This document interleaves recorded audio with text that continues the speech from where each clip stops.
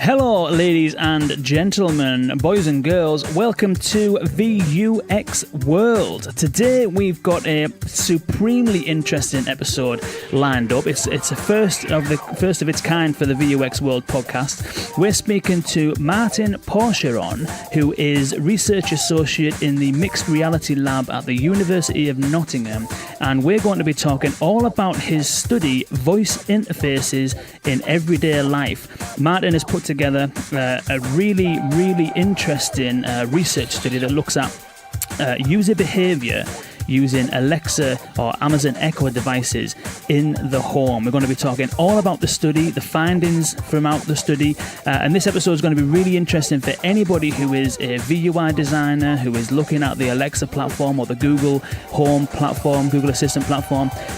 So developers and designers who are looking to get into that space or who are in that space. There's some really interesting insights in there, and also brands who are looking to try and capitalize on this industry as well. There's going to be some really interesting analysis and some really interesting insights around how people are actually using these devices within the home and the context surrounding that as well.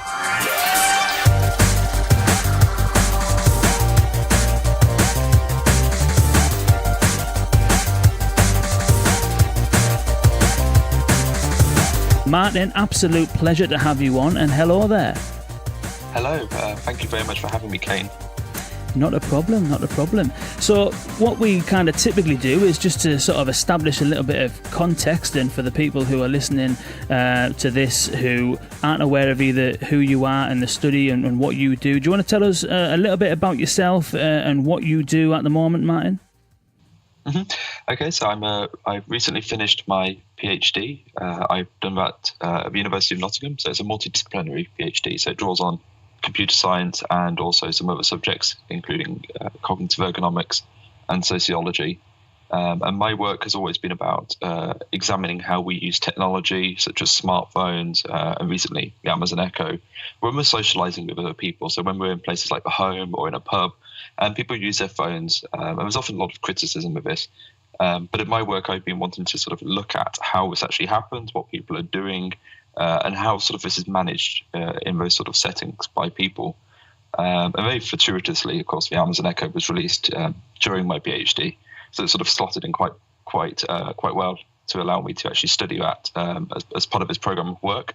And it's actually sort of springboarded into sort of the rest of sort of a research program at the moment that I'm sort of pursuing moving forward as well. Cool. And your PhD, what was your PhD in? So it's in computer science, or in a part of computer science that's called ubiquitous computing. Okay. So it's about the study of sort of computers every day and everywhere in the world. So it ranges from sort of studying social media to sort of technology such as smartphones to studying how people sort of use technology in health settings as well. Okay. So there must be quite a lot going on over there. It's at the University of Nottingham, that's right, isn't it? It is, yeah. So it's in a centre called the Horizon Centre for Doctoral Training, and it sort of has a few partner institutes as well. So it's got another Horizon Institute, but sort of it's got quite a lot of academics, and it's linked with various different disciplines in the university as well. So again, it's all very multidisciplinary, and the focus is on trying not to sort of just do pure computer science work or pure sociological work, but to try and actually bring them together so that they can inform each other. Cool. That sounds good. So we'll get into the study on voice interfaces in everyday life in a second, but you've also done a study before that, which was looking at the use of kind of mobile phones, in particular Siri, I think it was, wasn't it, in terms of looking at how people use Siri in general conversations when they're out and about? Yeah, so this was it was actually a fun study to do. And the idea of this one was actually I wanted to see sort of how people managed sort of the notion of imagine if we were all sitting in a cafe and instead of typing on your phone, people would talk to the device instead. And I did this in 2014, and so I had to say to people, look, if you're going to type on your device, and you don't have to use your device. I asked groups of people to go and do the study. And I said, you don't have to type, but if you do, could you actually maybe try and use the voice interface instead? So use Siri or Google Now or Cortana if anyone had a Microsoft phone. Which they didn't, surprisingly. And I said, could you try and do this? And again, I wanted to see how those interactions unfolded.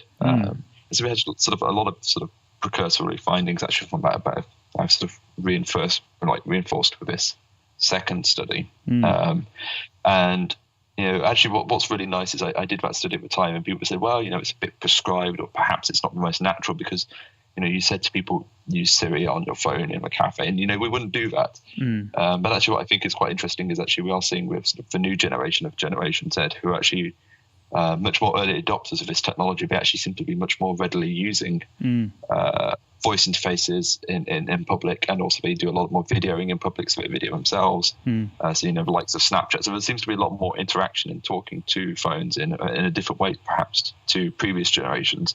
So in some ways, I actually think the study has become more relevant as time has gone on. Yeah, so it sounds as though it was kind of maybe it's a slight bit ahead of its time, and now starting to find some ground, because the behaviour you were trying to study is actually more prevalent now. Yes, definitely. And to be honest, I wasn't studying to see if that behaviour happened. Much of my work isn't really interested in sort of what happens in terms of numbers, or what did people do in terms of sort of, do people even use Siri in the cafe? I wasn't really trying to answer that sort of question. I was trying to say, well, if somebody did, how does everybody manage that interaction, and how does the person sort of share it with people, and how do they bring it into those interactions? And sort of what you saw is, then we'll get to this in the next study as well, is that actually when somebody is using a device to talk to it, or to use it to type even, is they often actually bring it into conversation some way. And that's actually, if you think about it, just sort of maybe courtesy or politeness, or there's lots of reasons why you could say that is. But actually, I was sort of in this work saying this rubs up against sort of the criticisms people make. So people say it's very antisocial. It's distracting from conversation. But actually, I saw people bringing it into conversation. So somebody was saying, when you check out this email, or actually conversations led to the phone being used in the first place. If somebody wanted to answer a question about the group discussing, so they used the phone. I said, well, actually, far from actually technology necessarily being outside of this setting, or sort of detracting people from interacting with each other, it seems that people are bringing the technology into those interactions. So I was sort of trying to not necessarily talk about it in a positive term, because I think there's lots of problems that go on. And sort of, if you look at the studies, I talk, a lot about sort of interactional problems, and, people miss what is said, and, it's certainly not trouble-free. But equally, I try to say, well, it's not necessarily negative either. It's just how it is, and it's different, perhaps, to what we used to do when we didn't have these technologies. But actually, I mean, the analogy I always use to people is, if you think of somebody reading a book in a cafe or something, you wouldn't say, oh, that's rude necessarily, if they're just reading, because we sort of accept a book as like an old piece of technology, and it's sort of embedded in lives, and it's socially normal to read a book in a home, or to read it in a cafe. But when televisions came out, people said, oh, it was destroying conversation in the home, and now people say same about mobile phones. And I'm sure we will see in the next few years people talk about the Amazon Echo and devices like that as destroying sort of conversations in the home as well. And it's just sort of this reaction to new technology, I think, and sort of the changes it makes. But I don't think they're bad. And so that's actually what that study was about. I think I have noticed that, to be honest, in terms of previous, when you mentioned about phones being branded as antisocial and stuff like that, and you can kind of see where that comes from, where people might withdraw from a conversation to Google something or whatever. But I have noticed exactly what you've just said there. And funnily enough, I went for a curry a few weeks back. I was with some friends, and they've just got a baby, and before the meal arrived and stuff, they were kind of going to feed the baby, so they had this bowl of boiling hot water, and they put the bottle kind of thing with the milk in the boiling hot water, and usually in that situation, that was where you would withdraw, you would kind of deal with the situation over there, you would pull your phone out, you would set a timer, and you would kind of extract yourself from the conversation. But my mate, he literally did exactly that. He set a timer on his phone using Google Assistant, all whilst maintaining eye contact with me and staying involved in the conversation. So it wasn't kind of a kind of a distraction as it might have been. It was actually just something he brought into the conversation really quickly, did something, got it over and done with, still maintained eye contact, and kind of carried on from there. Yeah, no, I think it's, there are obviously people who will go wrong at times, or people will get distracted, and that's everyday life. But yeah, no, I think it's we have very quick reactions to new technology and the changes that they sort of bring in. But I try to take a more sort of cautionary, let's look at the data, let's look at what people actually do approach in my research. So in all my studies, including with voice interfaces, in everyday life, it's all about let's look at the data, let's look at what people say and what people do, as opposed to just sort of coming up with judgments of it. So before we move on to the voice interfaces and everyday life study, was there anything else around that first study looking at the use of conversational interactions on smartphones? Anything else in there that you think would be any discoveries or any behaviours or anything like that you found that would be interesting to feed into the conversational user interface or the voice user interface side of things? Yes, I think actually one of them that came from sort of looking at our earlier studies is actually screens are really useful, and I'll talk through perhaps later some of the things with things like the Amazon Echo where it goes wrong. But actually one of the things I think we see really often is that sort of talking to Siri or Google Now is it provides an on-screen description of what's going on, so you can understand. And I think that's actually from my earlier study, I would say actually very it was very insightful, because actually if you compare the two, you start to see that actually screens are very useful. They tell you what the system is doing. You can see sort of some action going on. You can see what it's heard. That's very useful to users because it's sort of that feedback, that sort of in terms of user experience that users crave is some sort of feedback or acknowledgement that our system is doing stuff. And that's a bit problematic in voice interfaces, I think, like the Echo, where it's not always obvious what's going on. So that's something nice. And actually, I guess the speed academia works is perhaps different to industry. But one of the things we've obviously now is the new Amazon Echo. I can't remember the show. I think it is obviously has a screen on it and things like this. So actually, some of the things we were talking about, sort of, and writing in papers, and you think, oh damn, they've already commercialized this idea. But nevertheless, it's exciting to see sort of some of your ideas that you propose actually become reality before your proposal even gets published. That's it. Yeah, so you're obviously along the right lines and making the right kind of analysis with some of this stuff. Hopefully, we will see. I think time is the best test. Yeah. So let's chat about the study then, voice interfaces in everyday life. Do you want to give us an overview of what the study is and where it came from? So I wanted to sort of, in my PhD, I was studying different types of technologies, and I wanted to see how people interacted when they were using voice only, because I think voice is very interesting because it's very collaborative. So as two people are talking, they do a lot of collaboration in the sense that you're listening to what I'm saying now, and you're sort of thinking about what I'm saying. You're thinking about how you can interrupt, or say or respond to what I'm saying, or ask questions. And I'm listening to how you're talking and responding and engaging with me to try to see what I could say further. And it's a very collaborative activity to have a conversation because you're always analysing other people. And I thought, well, let's look at voice interfaces, because I think these are very interesting. That technology like a mobile phone or a laptop, they're very personal and they're not really shared. So if I want somebody to use my phone, I have to hand it to them, or rotate the screen, or sort of let you sort of sit next to me and use my laptop. But voice interfaces are very different. They're very public. Anyone can hear you talking to it. Everyone can hear a response. And anyone can talk to it as well. That's the crucial thing, is there's no sort of control by one user over the device. So I wanted to see how do these devices, which are actually very vastly different to sort of technology we usually actually have and usually put in our homes, and understand how they work. So this study, we wanted to sort of get natural Amazon Echo use.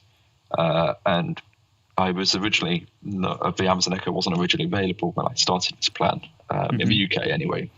So I was originally going to try and make an Amazon Echo using their open APIs, and very sort of fortuitously, it was released just around the time when I was sort of coming up with prototypes that were rubbish and slow. And I was like, I can't get this thing to work. And then Amazon released it sort of in a flurry in the UK. So I bought 2 Amazon Echoes, and I changed my prototype of an Amazon Echo clone into actually something that just recorded interactions. So how it worked was it's always listening, like the Amazon Echo. That part I'd already mastered. And then I switched it, so it always kept the last minute of audio in RAM, in memory of the device, so that when somebody spoke to an Amazon Echo, so when they said Alexa, for example, I would actually save that last minute and record for one further minute. And so what this really gives you is actually some really interesting sort of build up to what people say before they talk to an Amazon Echo, and it also gives you how they deal with the response from it. So what I wanted to do was not just sort of capture their interactions with an Amazon Echo, but I wanted to see how they dealt with them, either side of it, to understand the context of what those interactions were. And for this study, we gave this recording box. So I had 2 recording boxes, and it was just a Raspberry Pi with a conference microphone and some buttons and lights. And so I gave 2 families, one conditional voice recorder, as I called it, and an Amazon Echo, and then I gave another 2 families one more family. And so I gave the devices for a month long each, so basically use as they wanted. So they got to set up the Amazon Echo as if they'd bought one. So they set up with a parental Amazon account. And some of the families already had things like Amazon Prime, so that sort of helped the situation more with them. But the point was, it was meant to be entirely as the family had bought it, so they got to use it how they wanted. They got to install whatever skills they wanted, or to use it however they sort of let it fit into their home. And I wanted to just capture sort of those interactions over that sort of month-long-ish period. And so that was actually what the study was. Crucially, it was actually very simplistic in terms of approach to getting data. It was, here's an Amazon Echo, here's my recording box, go forth and sort of make use of it. And that's actually what we did. So then we just got lots of data back. And then it was about working out, making sense of this data, of which we got so much data. And my programming maybe isn't the best, and I fully accept I'm not as good a programmer in terms of voice recognition as Amazon or Google. So I actually captured too much data. My thing was a bit too trigger happy. So I got lots of junk data back. And so, I accept that perhaps my work on programming a voice interface is needs refinement anyway. But so it looks as though you got, for looking at the study, it looks as though you identified 883 distinct requests to Alexa. Is that right? Yeah, so actually what we did is I got lots of data back, and then I sort of set about indexing a lot of it. So I tried to actually index, I got data from all the families, and then I went through a lot of that data from all the families, and not even all of it. And part of that is actually just you reach a point where you reach data saturation, where you keep finding new things, and it just is the same as the old things, and you think, well, I'm one man with a computer. There's only so many interactions with an Amazon Echo you can possibly cope to live with. So actually, we selected like a subset of that data, which was this 833, and that was sort of like a big sample of what we had. And so that was added up to like 600 hours of 6 hours of audio from the total, which was over 100 actually. So that was like a subset, and that was really rich, and we'd sort of trimmed down a lot of sort of extraneous chat either side. And so that was sort of 6 hours of useful, sort of really interesting, rich data. That was this 800 or so requests, and sort of that was about 150 exchanges with the Echo. So we call them exchanges, and that's sort of like a backwards and forwards talking to it. And of course, what you can already see is that means that was already like maybe 4 requests in an exchange, which sort of already lends itself to thinking about these things, is that people don't just do one thing and then walk off. They just sort of maybe do 2 things with it or 3 things with it. Okay. Yeah. That's good. And the so the study you mentioned when we spoke briefly before we kind of arranged this call, that there was some stuff done over kind of like the early 90s, and we'll get into the kind of results of this study and what you found, but was there anything from previous studies that you'd done when you were researching this that was either relevant or anything that contributed to it? Because I know that you were mentioning about there was some things around in the early 90s, but then there's some stuff that was found then that still kind of applies today. Yeah, so I mean, the stuff in the early 90s was simulated for starters, so it was voice interfaces didn't really exist in meaningful ways back then, and sort of the ones which did exist, you would phone up, for example, for weather information and talk to an automated weather bot on the phone, and it would give back stuff. So in the 90s, sort of some researchers tried to prototype what it was like if you actually talked to a sort of a more general purpose voice interface, and sort of try to actually see how those would structure as conversations. And some of the things they did were really nice. Actually, they talked a lot about how turns will happen with these sort of devices, and actually that is actually how they work. So what's perhaps quite novel about that work is actually it was very very early on. It was already saying this is probably how a voice interface is going to work, and actually they do. But also they found some really nice stuff about silence, which I think is very meaningful, and people often we sort of look at voice interfaces and talk about how they sound or how good they are at transcribing, but actually silent in human to human talk, silence is also very important. So back to the conversation that you and I are having now, the fact that you are silent at certain points and you say at certain points, this is actually very meaningful because it means you're acknowledging and you're responding when it's appropriate. And we also use silence, for example, if you don't understand something, you might just sort of stare at someone in silence for a second while you're thinking, and that's maybe suggests a problem. And so with these devices, back then, even then, people were saying, well, actually when there's gaps of a silent, gaps in sort of talking, so they talk to the device, whereas if with a human, you might say, oh, if I ask you a question and you take 2 seconds to respond, that's probably the limit of what I would find acceptable. If I said to you, Kane, what's the weather? And you left a 5-10 second gap, I'd be like, well, did he hear? Maybe he didn't hear. But actually with sort of devices like this, people are more tolerant of these sort of gaps. They're sort of very forgiving of silence to a degree, and perhaps it's a bit more relaxed than it is with humans. So they allow for more tolerance to sort of maybe a 5-second delay. But then they actually still start to reason that something went wrong in the same way that humans do, which is quite nice. So, in my data, we actually see that quite often. And anyone who's used, Hey Siri or, Alexa will know that sort of, you say Alexa and you stare at it and then you think, no, it didn't work. So you have to say Alexa again. And so actually one of the things they were talking about early on is actually, how do people treat the sort of the non-responses from device? Because actually that's very interesting in terms of, could you actually use, I posited in the paper, could we actually use silence meaningfully? So in human to human talk, it's very meaningful. Could you actually make it meaningful for a voice interface? And so that sort of stuff that was done, 15, 20 years ago, and it's sort of we're still asking, or I'm still asking those sort of questions that they were starting to hint at back then today. Yeah, only you've got the technology to actually to test it on in reality now. Yes, and it's nice to see that actually the stuff they were talking about and the simulations they did were so realistic. Actually, of course they had no idea that they would be like this really, but it turns out that the work they did and the research they did was very thorough and very relevant.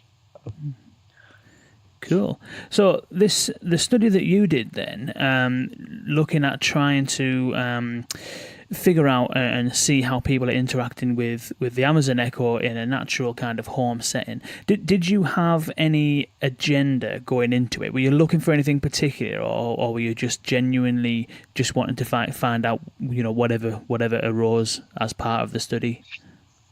So actually, it's the latter one, and that sounds like I think it's a very risky strategy to do, and I think was the reason why this sort of research is generally done more in academia and not in industry, and sort of not in UX practices, is because it is quite a high risk strategy in terms of saying, well, I'm going into this with no agenda, with no particular concern for what users actually will say or do, because my interest in terms of data is actually just observing to see what they do and to see what they say and to see how they respond. And whatever response they do, actually, it's a very interesting response for me, because if it works perfectly, that's actually a very great finding to sort of be able to say, look how great these interactions are. If it doesn't work perfectly, which actually is often the case with any technology, actually you could say, well, look, maybe here's some problems that actually happen, and here's where they struggled, and here's where they were shouting at it, and things like this. So going in with no agenda, actually, sort of because we're not really interested in testing voice interfaces as a thing, we're just interested in to see how users deal with them. Actually sort of yielded a lot of interesting findings anyway. Cool. So So the study. So you had a number of different families. You've given them all Amazon Echoes. You've set them up. You've told them to go about their normal daily lives and incorporate the usage of the Echo into their lives as much or as little as they see to be naturally fit. You've got your device, which is there to record a minute. The conditional voice recorder, which is going to essentially always listen, and as soon as it hears the wake word, the Alexa wake word, it will store 1 minute of that previous kind of build up to the wake word, and then also 1 minute afterwards. That setup's right, isn't it? Yeah, that is, and it actually extended the recording. So if they said Alexa, in that following minute, it would sort of add an extra minute to its recording. So it always got like a minute, always got a minute after the last request. Yeah.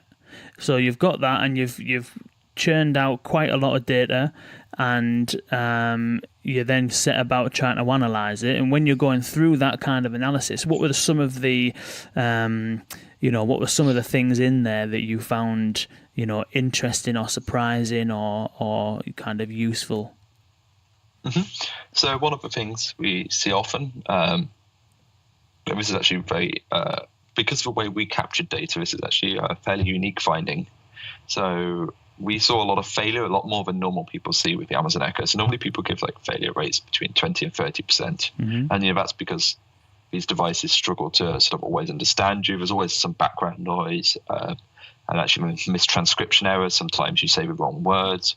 Or, the internet could be down. There's so many factors involved that lead to this sort of error rate. But actually what we saw is actually it's a lot higher. It's actually probably, we found close to 40 or 50% in our data. Okay. And the reason for that is actually you see a lot of times when people say Alexa and it doesn't respond. Or, they'll say, what's the weather, Alexa? And you think, well, actually, maybe the devices should respond to that. It's me talking to a device, me trying to get it to do something, and it doesn't do it. So, maybe that's an error as well. So if you start to be sort of perhaps defining error not as a system error, not as a problem with a device, but a problem where the user can't get the device to work. And that's sort of what we said is, if you view this as getting this device to do something and it doesn't do it, that's probably an error in sort of some definition. And so in that sense, actually there's quite a lot of error rate. So you see in for the data, we have a lot of repetition of requests. So people will say stuff and then they have to say it again. Or, people rephrase what they say. So they will say, start this and it won't do it. So I'll say, open this or play this. And, they start to cycle around. You can start to see people reasoning about why it went wrong. And actually trying to sort of rephrase their query. And they also used prosody to pronounce things differently. So they'll start saying, start this, as if the device, mistranscribed it. So actually what you see in the data so much is so much repetition and rephrasing to get it to work. And that's actually quite interesting because, I talked to some user experience practitioners or to user experience practitioners last week, and some of them were interested in voice. And one of the things that sort of there are some web people there who do real websites, and they were saying to me, well, it was a conference where they were talking about sort of the buy-in, and they say, well, of course, users at the start of a journey have very little buy-in. So once they start using something, they're not very invested. So if there's a problem at the start of sort of a form filling in, they might give up. And if it's a problem near the end, they might try and resolve that problem because they've bought into it and they're there. And then you think, well, with a voice interface, you've actually bought the Amazon Echo, it's in your home. Actually, so the buy-in has already happened. So what you see is almost immediately people are doing this trying and trying again thing. They don't give up very easily. Right. And that was quite nice to see because you could say, well, maybe it's because it was a study and they were being good, and of course that's true. But then I didn't actually talk to my participants for 4 weeks, and they didn't really see me. I mean, I never bugged them to say, could you make sure you were using this? So actually, they voluntarily just sort of kept sort of going with these things. So often when people wanted to say, play a particular skill on the Amazon Echo, or they wanted a football score, they might say England football score, and if it didn't respond, they might try and change the words they use, like what's the England football score, or stuff, to see if it was actually their problem or the device's. And maybe after 2 or 3 times, if it didn't work, they would give up then. But actually, sort of a lot of time, you see a lot of people trying to do reasoning about why things go wrong and trying to repair sort of the problems they have. And I think that was actually the biggest takeaway for me. What in terms of people trying to figure out amongst themselves what's been going wrong? Yeah, and I actually said so. I wrote this into the paper because I always try and sort of, academic papers can be quite long, so I try and put in some like popular cultural references or sort of normal phrases. And I said, it's like the old adage of sort of, if it's the first you don't succeed, try and try again. And actually I put that in there because I think it's very crucial. That's actually what you see people doing is, if they don't get it right first time, they don't just back away. They don't just say, it doesn't work, or maybe I need to go and consult a manual. They actually just try again. They're out of a device, they're talking, and they'll just repeat their request or change it somehow. And I think that's actually a really useful finding for designers to think about as well, in terms of, because of course if you design for the Amazon Echo, you get the requests that people are making to it. And so it's important to look at these requests and think, well, are these going to be repeated, or what does repetition mean? So I think there's lots of inroads into understanding sort of how these devices are used, and that designers can harness to improve the design of future skills or the overall experience. That's interesting, that, because in the study, we'll link to the study in the show notes. You mentioned that academic papers can be quite kind of long-winded and kind of boring, but this one isn't at all, really. It's written in a way that's actually, it's almost like a big long article that you get really into, and you can kind of, it's a really interesting kind of study. So, and within there is you've kind of put little transcripts in there, haven't you? And you've kind of like summarized some of the conversations that people were having to kind of obviously build the analysis around. And some of the examples you give around that kind of point that you just made in terms of people rephrasing what they said. It's interesting because the example, one of the examples is where they're trying to get the Beat the Intro game to work, and and presumably it's a fictitious family that you've kind of created. You've got Carl and Susan, who are the parents, and Emma and is it Luke? Was it who was the son? Liam. Sorry, Liam. Yeah. And there's a kind of exchange that's going on around the table, and they're all trying to get Beat the Intro to work. And they're also the same with the family quiz. And one of them's saying, set a family quiz. The other one's saying, start a family quiz. And the other one's saying, make me a family quiz. And it's interesting from that perspective, because for skill designers and voice application designers who are, creating third-party applications on these devices, that what you call your thing is so crucial, isn't it? Because this family seemingly think it's called family quiz or Beat the Intro, and they're persisting with the name of the skill, even though in the family quiz example that might not actually be the name of the skill, but they're still persisting and trying to figure things out, aren't they? Yeah, no, definitely, and I think this comes back to the point I said earlier about the lack of a screen, actually, and things like this. So if you have a screen, you can reference it, or sort of, if you think of your phone, you can, if you can't remember what an app is called, you might flick through the screen of icons to see the list, and you might recognize the icon, or you might read the names and think, oh no, it's that.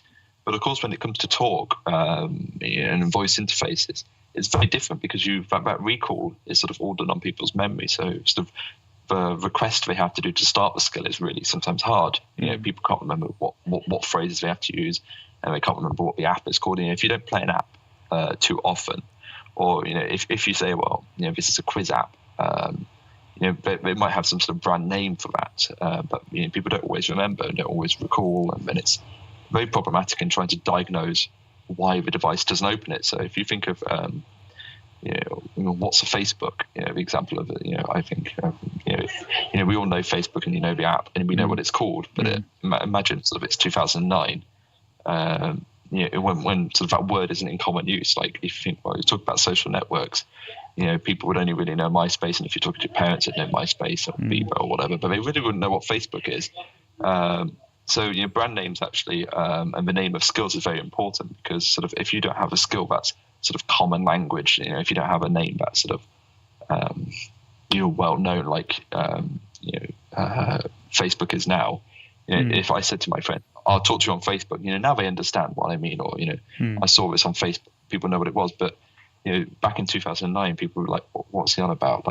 So names are actually very important, because unless you've got sort of a lot of brand recognition, and sort of people easily recall what you are and how to use you, it's very problematic. And so what happened here with family quiz, for example, is they were trying to use a skill called Quizmaster, right? And they just couldn't remember. They just couldn't remember what it was called. Like it's a trivia quiz, And so, they kept saying, I want a family quiz, and, set as a family quiz, and, start a family quiz. They really just couldn't recall what it was. It wasn't a name that was sort of common to them. Like, what's a quizmaster? Back to my example.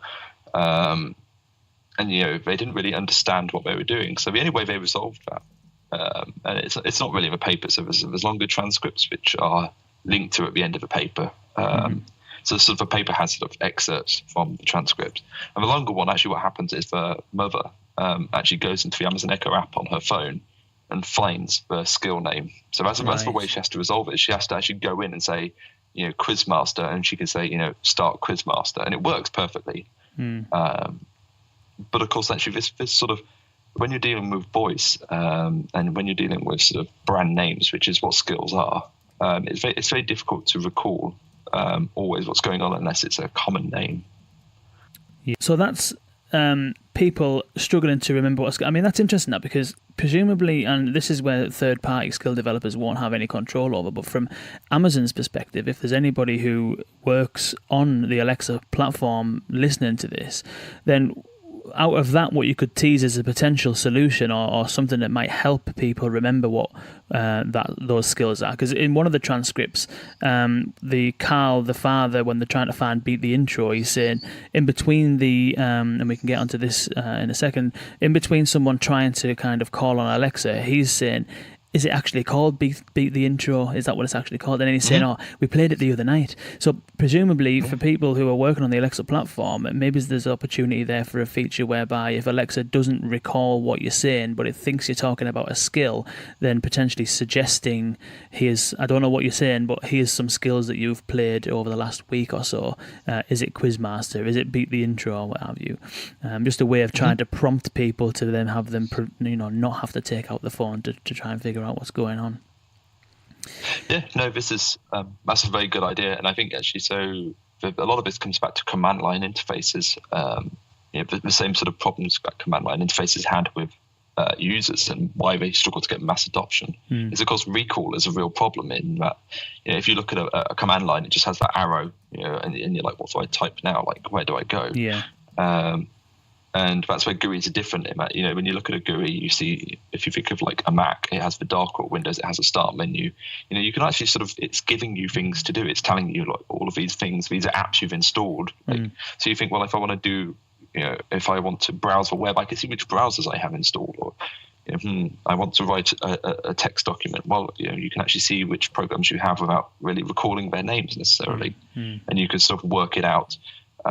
Whereas with a command line or a voice interface, it's very difficult to know what you've got installed, what's possible even, what's installable. And so there is a real sort of discoverability problem here. And Amazon currently deal with this by sending emails to people and saying, hey, these are the latest skills or whatever. And maybe we'll come to this later, but I think one of the things like we say in the paper a lot is actually that these aren't single user devices, and that idea of emailing the device owner a list of commands is actually sort of not very useful when this device is not designed for just the device user. It's not the person who set up the device isn't the only person who's going to be able to use this. So there needs to be better ways of supporting sort of anyone who comes into the house or sort of is in the living room with the Amazon Echo. How do they discover what they can do with it?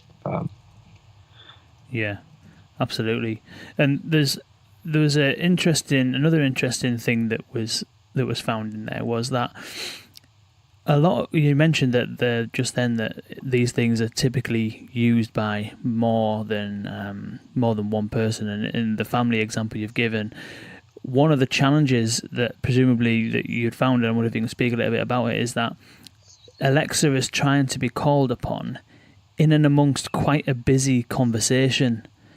And I wonder whether that's got something to do with some of the failure rates that had happened. So the example I'm looking at here is the one where they're trying to enable the Beat the Intro skill, and it's not working, and the mum tries to do it and it doesn't work, and then the daughter said no, she didn't like that, and then she tries to have a go, and then the dad's like, is it called that? And it is kind of, as she says Alexa, the dad's interrupting saying, is it called that, kind of thing? And there's quite a lot of going on, isn't there, quite often?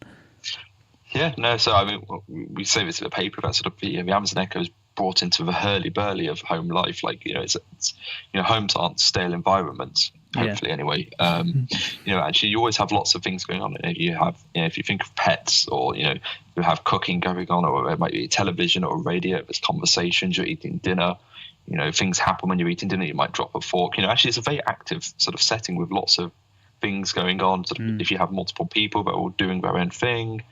And then, of course, what you throw into that mix is somebody trying to talk to a device that is really currently designed for one person talking it into a very sort of solitary way. So they're designed for, minimal background noise and just focused interaction with it. So it's designed so that you sit in front of it and go, "Hello, Alexa," and and then once you start to actually put it in reality, once you put it to a setting where you have all of these things going on, you start to see sort of a breakdown of those interactions with Echo, because it doesn't always deal very well with background noise, and that's a limitation of all technology in all microphones. And I was transcribing data in the study, so I was listening to audio clips and trying to sort of get detailed, sort of chronological talk of what's happening. And of course, people talk over each other all the time. So when one person's talking, another person will start talking with butt in. And I was going through these transcripts at a very slow pace. So, a 5-minute transcript could take me half an hour plus to sort of get down on paper. And it's really hard. Even there's points in those transcripts where I just can't hear what is said. I listen to it, and I've listened to it 10, 20 times, and I still can't hear what is said. And I presented audio, and I presented it, and I'm like, this is time 100. I'm listening to it, so I still can't hear. So actually, hearing what is going on is really, really hard when there's lots of things going on, lots of people talking at once, and distinguishing different voices is a challenge for humans, let alone then machines, which have to sort of try and cope with that as well. So I don't think it's in the sense as well. This is where I pivot and say I'm not trying to critique the Amazon Echo in my work. I'm not trying to say it's a bad product. So I don't think it is. I think it's actually what it does is it does very well. But what we're trying to say is actually these challenges are very hard. But actually, as designers, can we think about them? Because we can't necessarily get rid of these problems, or certainly won't be getting rid of them anytime soon. So how about, can we think about the requests we make? Can we make them sort of maybe quicker, or easier to be said in those sort of settings? What does it mean for the design of these requests to consider the fact that the home is very multi-activity, and you do have this thing where, as you were saying, like the mother is talking to Amazon Echo, and then the dad is talking to the child, and then the mother talks to a child, and then talks to the Amazon Echo again, and there's sort of a lot of conversation going on. And what does it mean as designers to make sense of this sort of craziness that sort of happens in everyday life? And that's just normal behavior in a home. Actually, I think one of the nice things is all this data is very routine. Like, there's nothing in my data that is, people didn't sort of have parties around the Amazon Echo. They didn't say, "Oh, come out, play with my Amazon Echo." Actually, this was all stuff that was just happening in their everyday life. So they're eating a meal together in the evening, or in the example you talk about, it's Mother's Day, so they're just having a meal together, dining table. That's sort of routine behavior. And then you throw into this Amazon Echo, which sort of struggles really to cope with these sort of settings at times.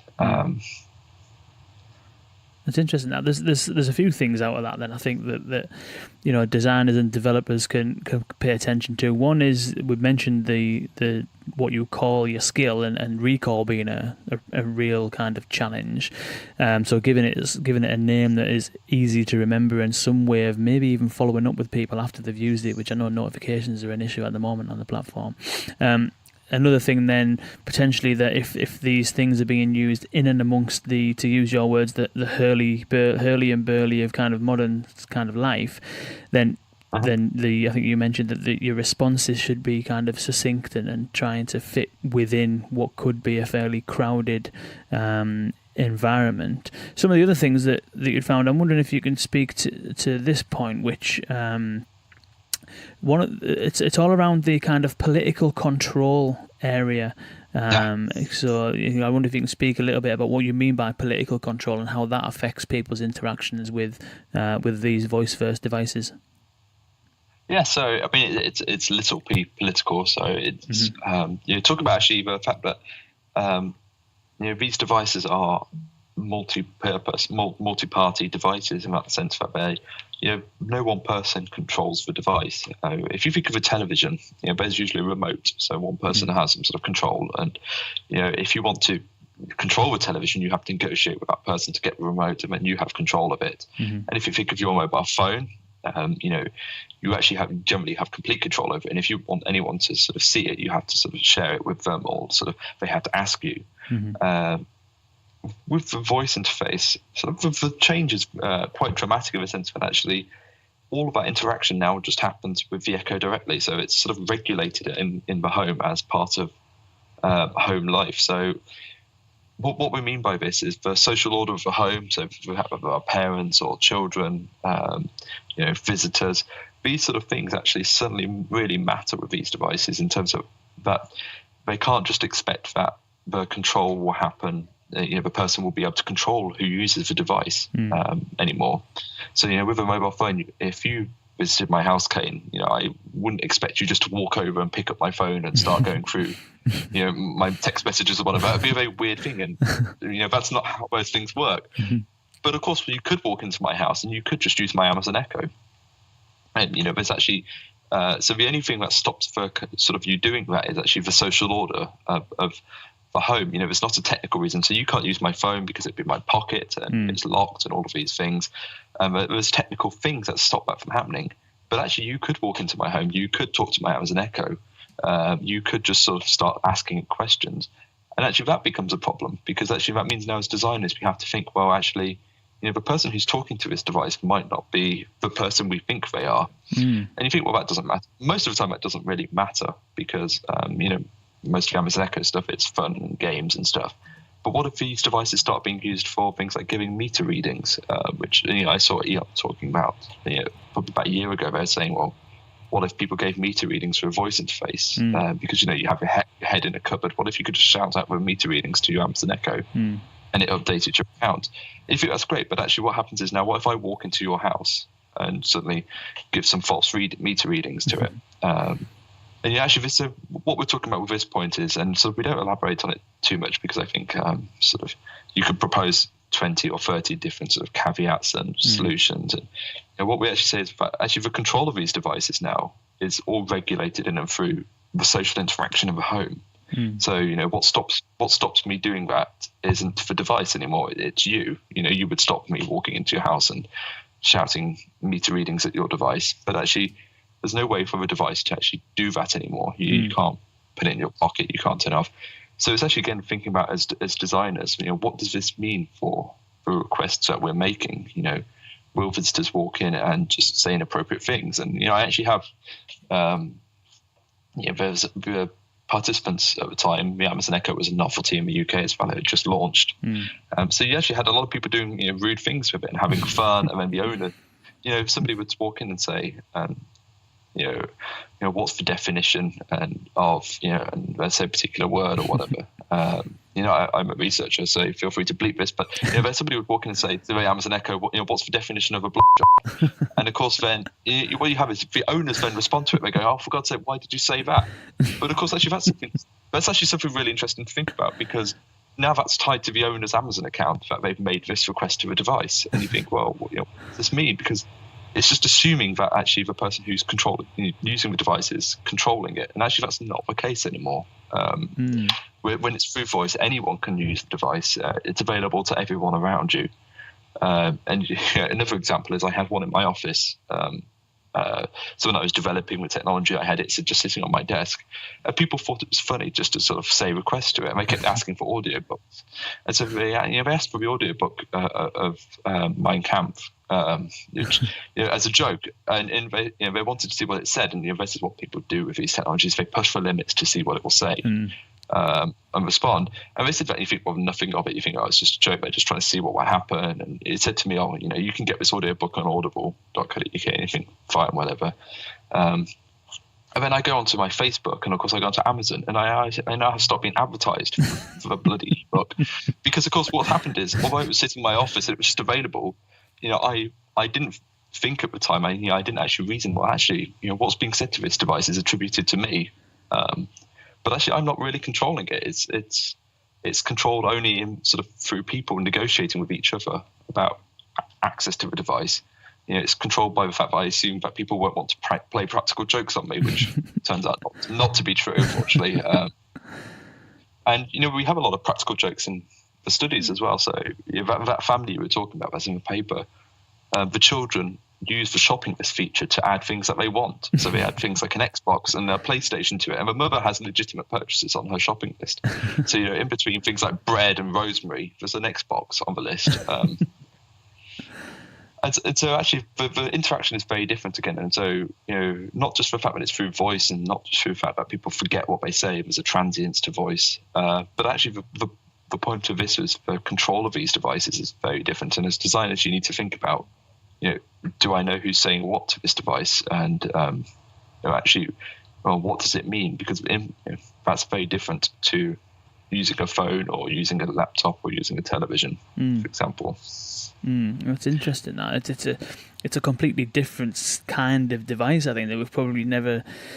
There's nothing of its kind, is it really? I mean, usually, as you say, you've got your phone, it's in your pocket, it's locked, or you've got a remote control, it's on the arm of the chair, and it's in the possession of someone. Whereas these devices are very much out in the open for anybody to kind of speak to and access. And obviously, if everything's then attributed to the Amazon account of the person who owns it, then I can see how the trouble may arise. One of the other things that you found, which I think was quite interesting as well, is you, speaking of kind of trouble, how you touched on it briefly at the beginning in terms of how silence can sometimes mean that there could potentially be trouble in terms of the request being kind of understood or kind of the device doing its thing. And one of the kind of findings that you'd found, which I'm wondering if you can speak to, is the kind of, I think it's phrased as the role of responses from VUIs as an interactional resource for further action. So what do you mean by the concept of that kind of further action? So, sure. So it's if you think of a conversation again. So actually, although I argue in the paper that these devices aren't conversational, but actually it's useful to think about conversation here, because if you think of when I'm talking to you, you listen to what I say, and then you sort of use words that I say to ask more questions, and you sort of have this sort of coherence of sort of trying to build upon what goes on to move the conversation forward. With the Amazon Echo, and sometimes this happens, sometimes it doesn't, when it responds to what you say, sometimes it's really hard to know what's going on because it doesn't necessarily build in some coherence.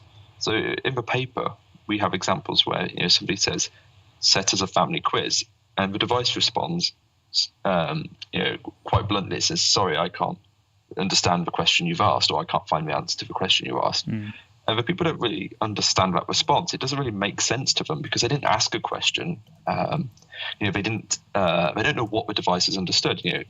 I didn't ask a question, so why does it think it was a question? What do they do with that action? And so when we're saying about a resource for further action, we're saying, well, how could the device help the user move that interaction forward? So how does that response, in this case, for example, help the user do the next thing? Because in reality, it doesn't really tell them what went wrong. So how do they refine their query? How do they rephrase it or sort of repeat it? Do they know it's just the fact that maybe there was a system error, maybe it was transcription error, maybe it was the word set or us or or family quiz? Which word that went wrong? And so that's quite a problematic response because it doesn't sort of give a resource to the user to do something with it. But then we actually see it another time, for example. So there's the beat the intro example is quite nice. So one of the family members says to the device, play beat the intro, and the Amazon Echo responds and it says to the user, did you mean or you want to play a station for BB intro, right?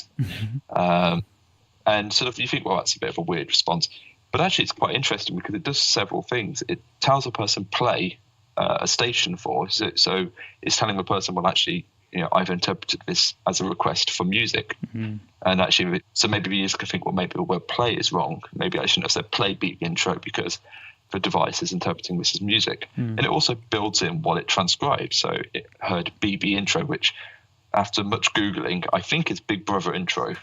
I'm not quite sure. But that's the only thing I could come up with, perhaps what the device thinks it is. It searched its Amazon Music library, and that's what it thinks it is. But it actually builds in what it heard as well. So actually the user knows that you could take away two things from that example, which is maybe the word play is problematic and not the right word, and maybe it mistranscribed beat to the intro to BB intro. So maybe I need to put more emphasis on how I pronounce it, because actually it's not that it can't find beat to the intro, it's that it actually didn't transcribe those words correctly. So that's a response that sort of does a resource for further action, and then it asks a question to the user as well. So it says, at the end of it, it says right, and the user can just respond saying no, I didn't, and then they can say, they can repeat their request again with maybe a different word or more pronunciation of the different sounds. And so, conversely, compared to the first one, which sort of just is a dead end, there's nowhere to go for a user. They just have to sort of take a stab in the dark at how to fix the problem. With this other one, actually, the user gets information that they can do something with. And so that's what we're talking about here with this, in terms of helping users. If the aim of the game is to actually help users get stuff done, which is very much what these devices are sold as. It's sold as butlers that can do things for you. And if that's the aim of the game, and if it's a computer that can do things through voice very easily, then we need to think about the responses we give, what to actually allow people to do with them, because it's a lot more important than just saying sorry, I didn't get the answer.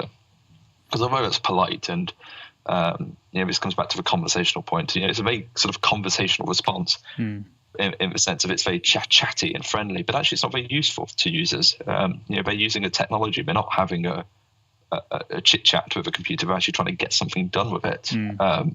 So actually, instead of focusing on a friendly response, could we focus on a meaningful response that gets them somewhere else? Yeah, that's an interesting point, that, because a lot of the this is exactly what they're branded as, isn't it? All of these smart speakers, they're branded as conversational agents and conversational user interfaces, and that is again one of the things that you'd found is that you had some concerns regarding the framing of VUIs as conversational. So you're in your eyes and in the study's eyes, these are very much things to kind of get stuff done as opposed to having conversations with. That's right, isn't it? Yeah, I mean, it's people are making these as companions for the elderly. So there's a lot of research into sort of voice interfaces where they might be able to help people who are lonely. But actually, with things like the Amazon Echo, they're not like that. So the Google Home is not designed to be a companion. It's actually designed as a computer that does stuff for you. And so actually, one of the things we say is actually, calling it a conversation. The responses it gives aren't very conversational a lot of the time, in the sense that they don't make sense in a conversation. So if I said, Kane, start beat the intro, and you said, I can't find the answer to that question, and I'd say, well, I didn't ask a question. Were you even listening? Like, that doesn't really make sense in a conversation. It's incoherent as a conversational thing. So there's already questions of this device isn't really like a conversation. It doesn't have that sort of sense that humans do in terms of making sense of what we're saying, and they don't build upon. The Amazon Echo doesn't remember what you said 10 minutes ago, and so if you said to Amazon Echo, play that game again, it doesn't necessarily respond the way you expect, because it doesn't have that coherence that sort of human conversation does. And also in terms of actually our design points, we say actually it's much more logical to treat this as sort of request response design, because that's actually what users are doing with it. Is they request an answer to a question, or they request a skill, and the device responds. And then if it goes wrong, they basically start again. They might revise what they do or something. But actually, there's no sort of conversational coherence. There's no greater context to these devices. And so with this, we're saying, well, maybe conversation is a bit of a misnomer, because it's sort of making it into something that's a lot more fanciful and a companion. But actually, people aren't buying them for companions; they're buying them as a computer that does stuff. So if you treat it like that as a designer as well, and manufacturers are at fault for this, because Google and Amazon and Apple all talk about them as talk to it as you would a friend. I remember a long time ago, the Siri website where just used to just say, talk to Siri as you would talk to a friend, and you think, well, I talk quite quickly and I talk about a lot of things to my friends, but I bet if I tried to talk to any of them to Siri, it really wouldn't get it, actually. And that's because it's not really, in reality, although they say that, and that's a very nice marketing phrase, it's actually not reality in terms of what these products are. They're actually just getting stuff done machines. And so we saw that conversation as this like ideal confection that we will aim for maybe one day. Maybe we will have that one day, and that would be sort of quite amazing. But actually, as designers at the moment, we need to realize and sort of not drink the Kool-Aid, as it were, and say, well, actually, they're just, at their simplest level, it's a sort of backwards and forwards exchange of request and response. That's a really good, really well put, that, actually. And I think that as designers and developers, if you take that limitation of the hardware and software that's built into these things, instead of trying to be conversational and instead try and focus on allowing people to get stuff done, being short and succinct, and having it more of a request and response style design, as you just mentioned, then presumably these devices will start providing more and more value to people if they can get from them what they need to get from them. And I think you've kind of summarised that really well there. Is there any other things before we wrap up? Is there any other points in the study that we haven't covered that you think would be helpful or useful for developers and designers, or even brands who are considering getting involved in this space? I think we've actually covered quite a lot of it. I wrote a lot of sort of preparatory notes for this, and we said we wouldn't go through, but I think actually, maybe we talked very quickly, but actually I think we've actually covered a lot of it quite well. And I think, what I would say to people is, we have a lot of, the paper is very interesting, but actually the core of the paper is looking at data and describing data. And I would urge brands and UX practitioners, and I'm sure many people do this already, but I think one of the greatest things that we sort of did in this research was we sort of left users to their own devices. So we didn't really create tasks for them and stuff. And you start to really see just how and when people actually use these devices. So, there's a lot of incipience to how they use it. So what we mean by this is, somebody might be just walking by the Amazon Echo and, they'll just see it out of the corner of their eye and they'll just say, I want some music or, things like this.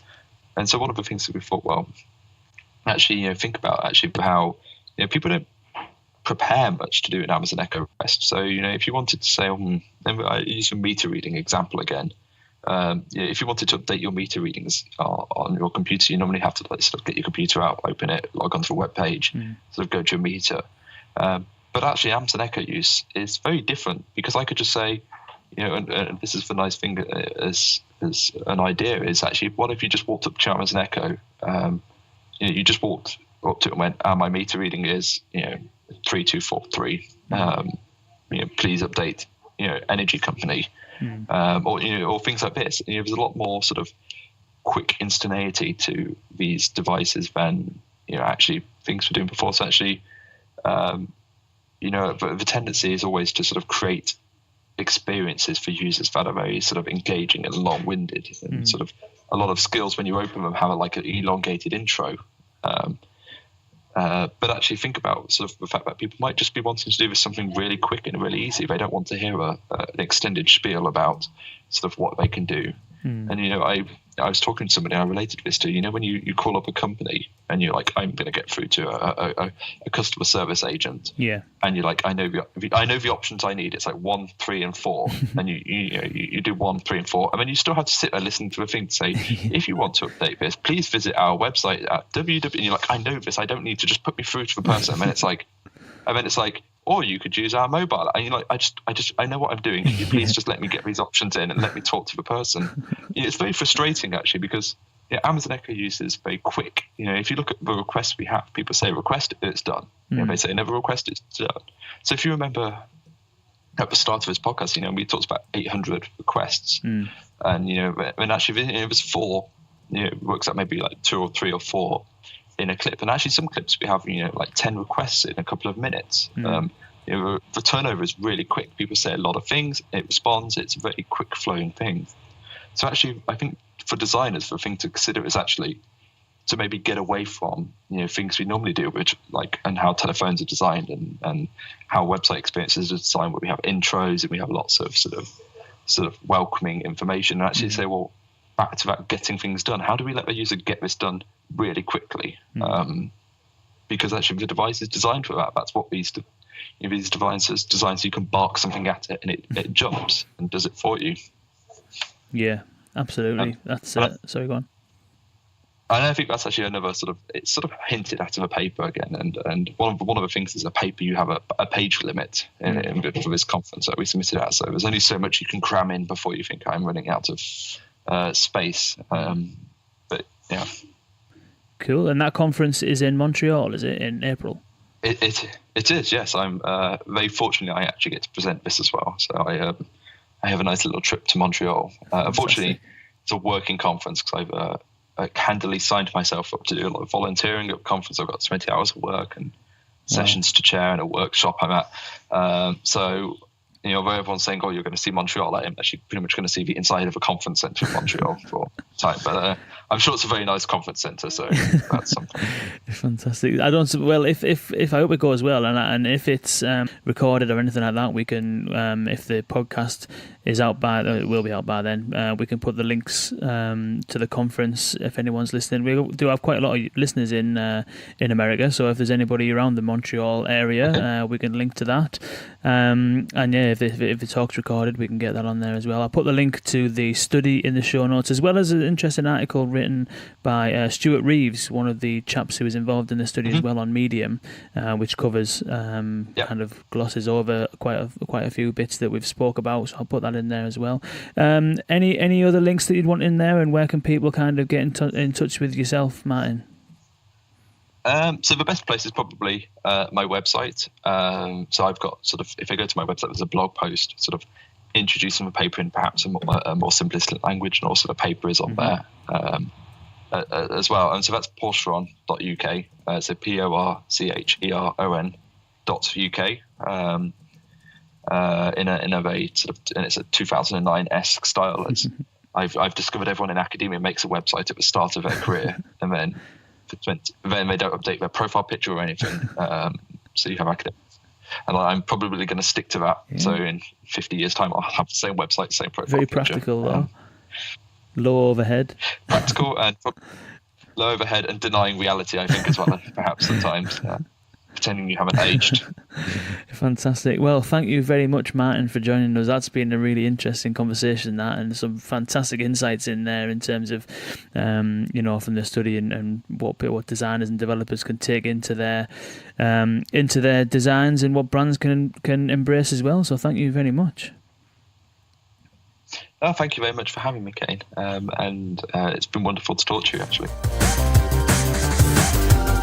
That was Martin Porcheron talking about his study into Amazon Echo usage in the home. Thank you so much, Martin, for joining us. That was a massively interesting conversation, and there was bags of stuff in there for designers and developers to take heed of. Never really heard of a study that's been done like that. Literally, I mean, we talk about context all the time, and to be able to actually have all of that data to really understand the context in which people are in when they're using these devices and what happens before and after is massively interesting. Some of the things in there for designers and developers to pay attention to is in terms of silence. When the device has been silent for long periods, people perceive that as being a trouble or something going wrong.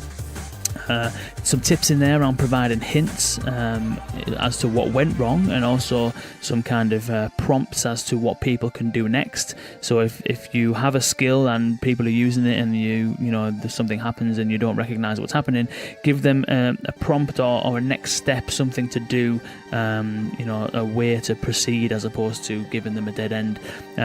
Designing for more than one person in mind, bearing in mind that this device could well be used, and it's probably going to be used in social settings with with more than one person.